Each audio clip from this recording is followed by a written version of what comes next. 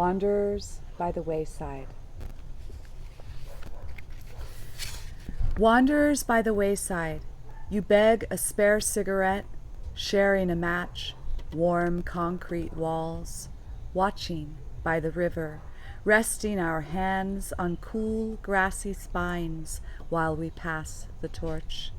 Listening by the back door, we meet in the rain, ignoring the time, dirt under our nails, tear-impaled smoke rings.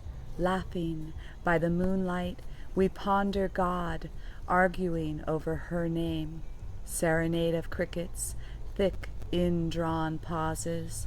Speaking by the fire, we muse and wonder where the river starts, why the world asks for nothing. You tell me your name, bonding surprises. By the wayside we find each other, strangers no more.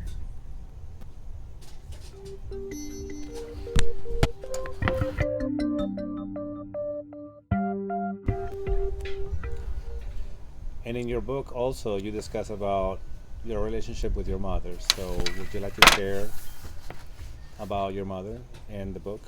Yes, a lot of the narrative explores my relationship with my mother. Of course, the first cigarette I ever had, I stole from her cigarette purse. And I think I learned to smoke from her. My mother and I had a rough relationship, and there was a time where it caused me a lot of pain. And we struggled to be connected, but there were a lot of rifts and we often argued.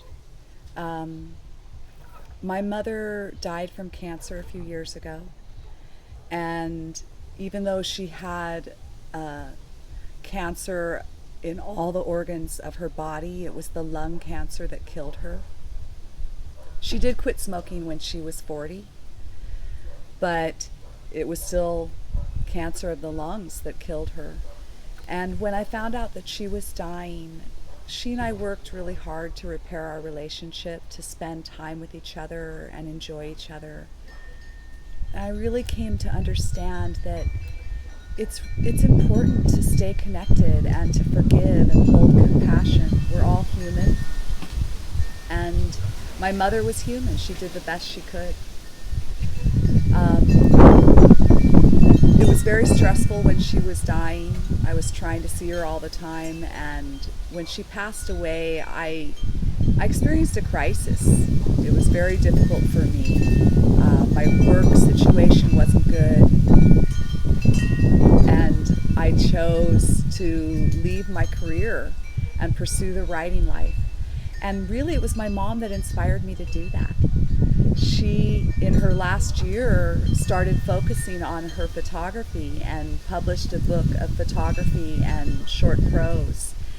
And I realized how important it is to be expressed, and I wanted to have my life be more about my creative art. And in the process of recovering from my mom's death, I started working on art a lot more. Do you share any of the poems or your poetry with her? She was aware that I was working on the book, but I had not shared any of the poetry. She just knew that I had started it. And when she died, I was very sad when I published, because I wanted to share it with her. I wanted her to know that story, and I just try to believe that in the spirit world somehow she knew and that she was supporting me. Kind of like the wind we have right now. Yes. My mother's everywhere in the wind. But, our relationship was difficult, and we did some healing. And a lot of what was difficult was when I was raped, she wasn't there for me. And in many ways, I blamed her for my being exposed and vulnerable, and then my not having someone to turn to, because I didn't have a good relationship with her. I couldn't turn to her. And so out of the healing that she and I had and the process of the book, I've decided to share what I've learned about myself and about living with trauma with other women. And I'm developing a series of workshops that use art and poetry as a therapeutic way of dealing with trauma and healing it and finding peace.